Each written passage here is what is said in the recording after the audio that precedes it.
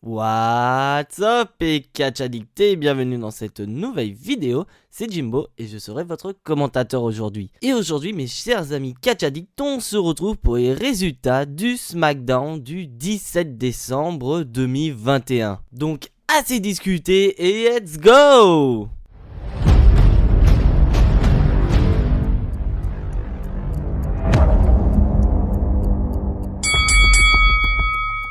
Et donc le show va commencer par un match tag team opposant d'un côté Sasha Banks et Toni Storm face à la championne féminine de SmackDown Charlotte Flair et de Shotzi.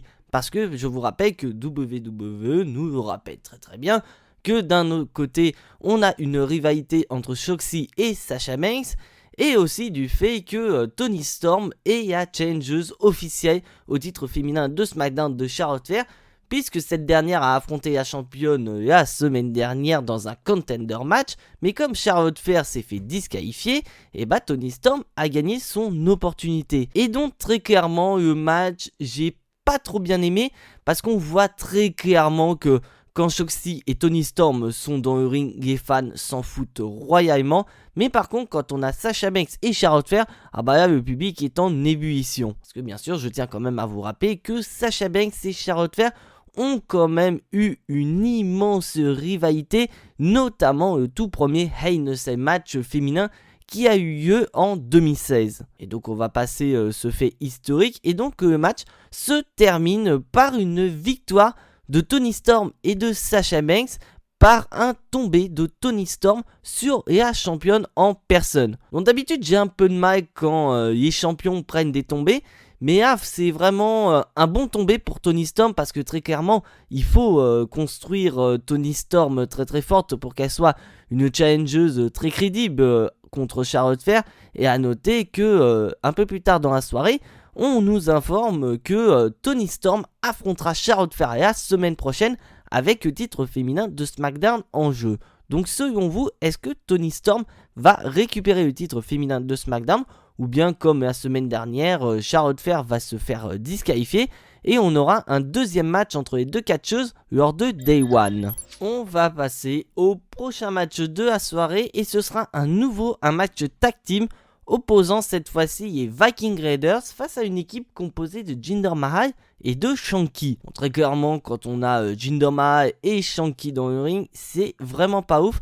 Heureusement que d'un autre côté, on a les Viking Raiders qui sont présents, et d'un autre côté, ces derniers mettent le rythme dans le match, parce que c'est pas Jinder Mahal et Shanky qui vont le faire. Mais bon, au moins d'un côté, eux, ils sont dans un ring parce que leur collègue du côté de SmackDown, Veer, fait quand même des vignettes d'apparition depuis plusieurs semaines, alors que ce mec, il n'a jamais fouillé le sol de Raw, alors que Jinder Mahal et Shanky, eux, ils combattent à SmackDown. Bon, enfin bref, très clairement, le match, comme je l'ai dit, n'est pas ouf, et les Viking Raiders donc remportent la victoire.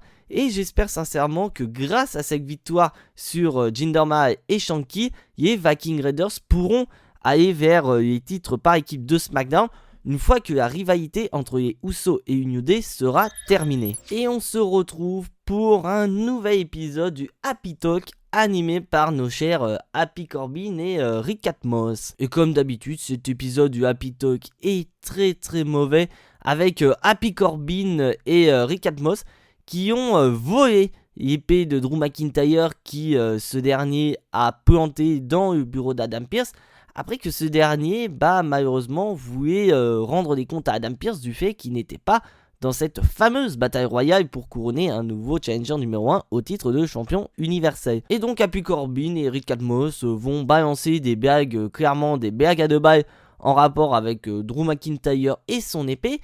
Et après ça, ces derniers vont vouloir la retirer. Donc petite référence également au roi Arthur, mais aussi vu qu'on est sur la période de Marvel avec la sortie de Spider-Man No Way Home, ils font peut-être aussi référence à Thor et à son marteau Mjolnir, car si jamais ils arrivaient à retirer la Claymore du bureau d'Adam Pearce, ils seraient peut-être dignes de la manier. Et donc les deux n'arrivent pas à retirer cette épée.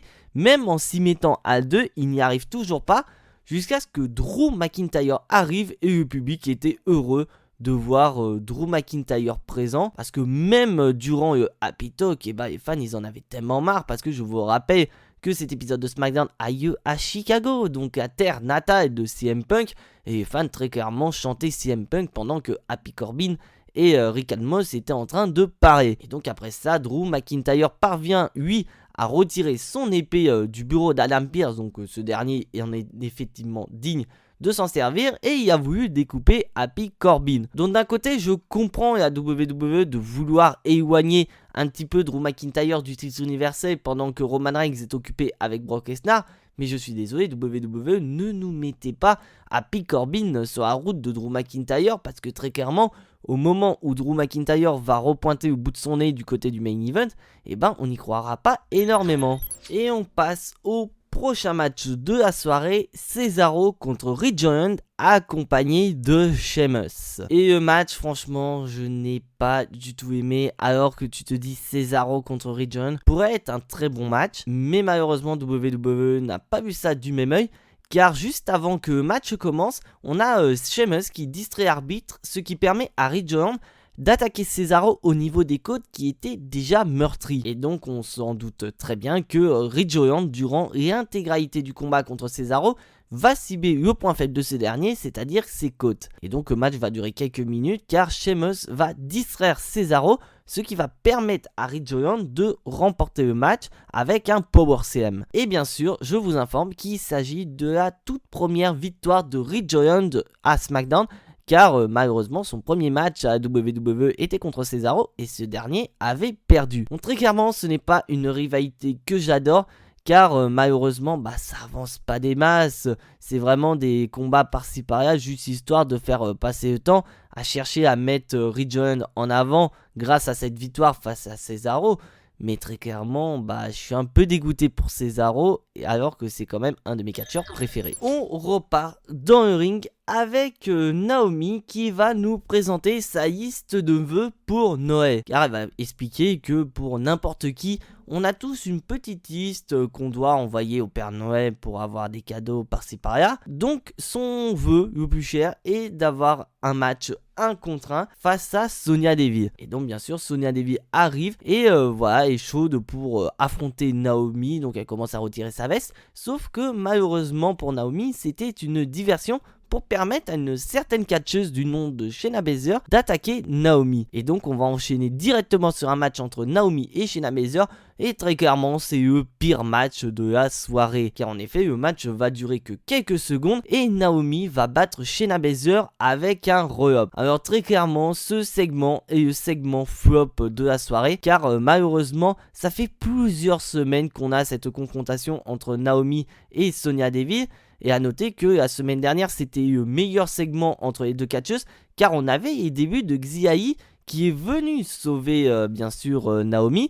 Et à noter que, spoiler alert, dans cet épisode de SmackDown, Xiai n'était pas présente. Et du côté de Shayna Baszler, c'est la descente aux enfers, alors que quelques semaines avant la draft, on avait quand même une Shayna Baszler destructrice qui avait quand même démoli Nia Jax, qui avait quand même démoli Eva Marie. Donc on s'est dit peut-être que son passage à SmackDown va peut-être sauver sa carrière, mais là malheureusement elle est présentée comme femme de main pour Sonya Deville, et très clairement perdre sur un roll-up en quelques secondes, je ne pense pas que ça peut servir à Shayna Baszler pour plus tard dans sa carrière. Et maintenant on va passer au match main event de la soirée, une confrontation entre les Usos et le New Day. Et bien sûr je vous rappelle que les Usos et le New Day s'affronteront lors de Day One pour les titres tag team de SmackDown. Donc après c'est comme d'habitude, à chaque fois que nous avons les Usos et le New Day dans le ring, c'est sûr que nous allons avoir des dingueries. Mais malheureusement j'ai un problème dans ce match, car je vous rappelle encore une fois que les Usos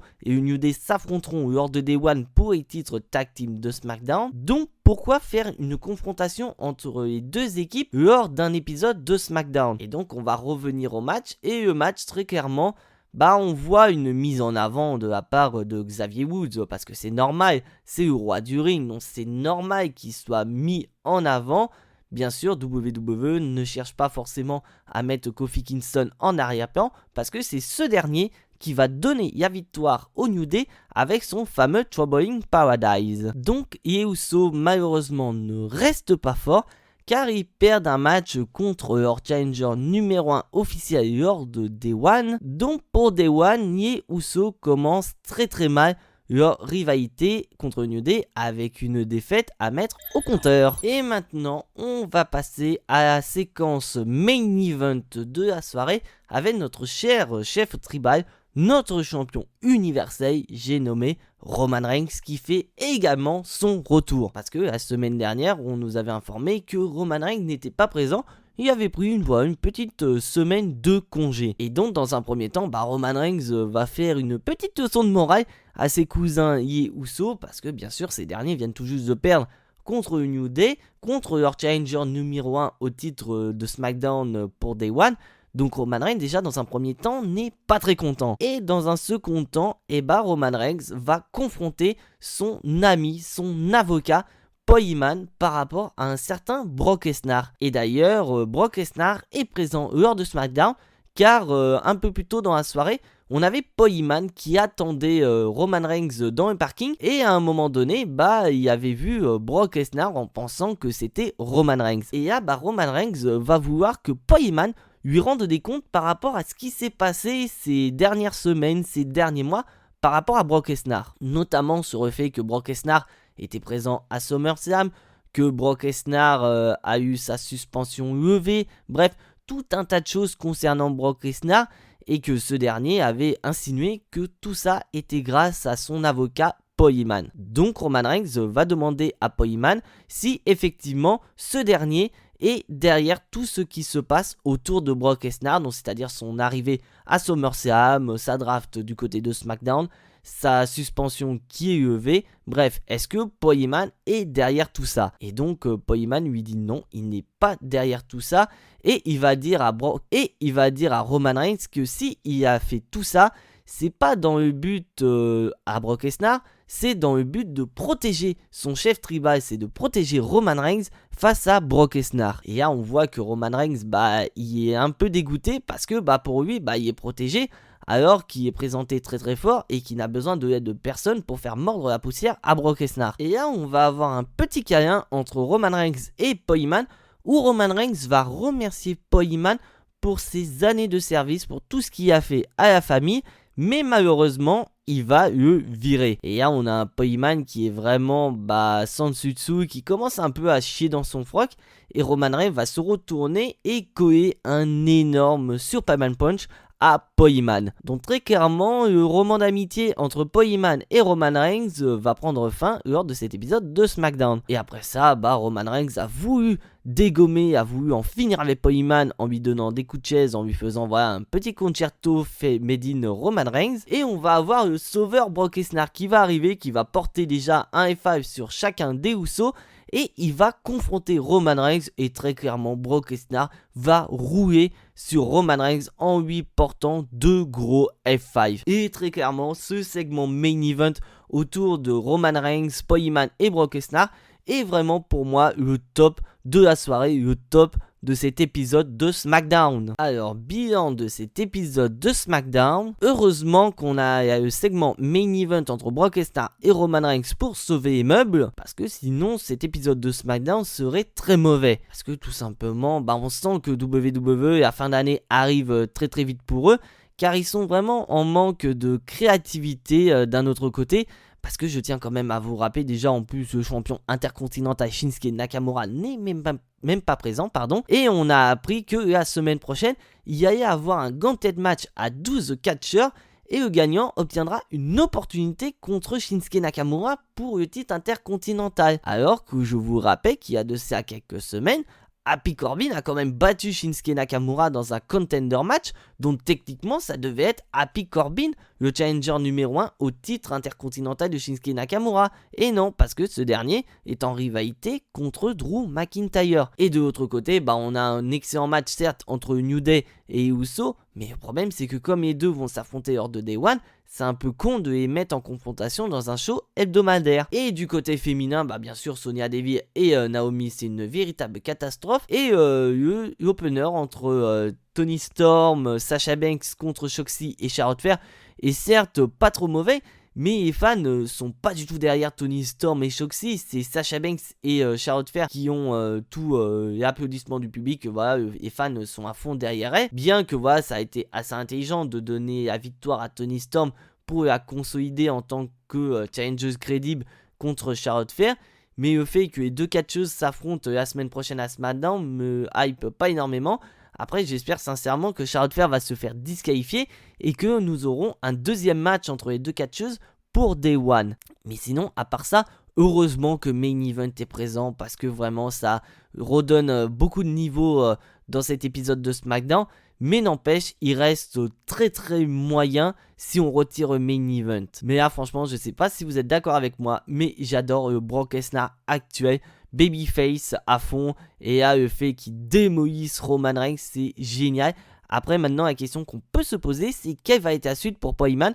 Est-ce que ce dernier va s'absenter pendant un petit moment, ou bien ce dernier on va le revoir la semaine prochaine à SmackDown, où il va prendre la place de l'avocat de la bête et avocat de Brock Lesnar contre Roman Reigns. Donc voilà, c'est tout pour cet épisode de SmackDown. Si bien sûr tu n'es pas abonné à la chaîne, je t'invite bien sûr à t'y abonner, à activer la petite cloche pour être notifié des prochaines vidéos et surtout lâcher un maximum de pouces bleus qui font énormément plaisir à la chaîne. Et je vous informe également que demain je serai à un show de catch, car en effet pour ceux qui habitent au niveau de la Bretagne, ou plus principalement au niveau de Rennes, il va y avoir un show de catch, donc Rix Catch épisode 5, et je serai présent. Mais également sur la chaîne YouTube vous allez avoir une toute nouvelle vidéo. C'est vrai que ça faisait un moment que j'étais censé la sortir, mais j'ai vraiment envie de m'appliquer sur cette vidéo. Et concernant la vidéo d'aujourd'hui, est-ce que vous aimez ce format de vidéo ou est-ce que vous préférez que je revienne au format traditionnel de vidéo de la chaîne, donc vraiment avec moi qui suis en train de me filmer en vous montrant mes gestuels. Bref, dites-moi dans les commentaires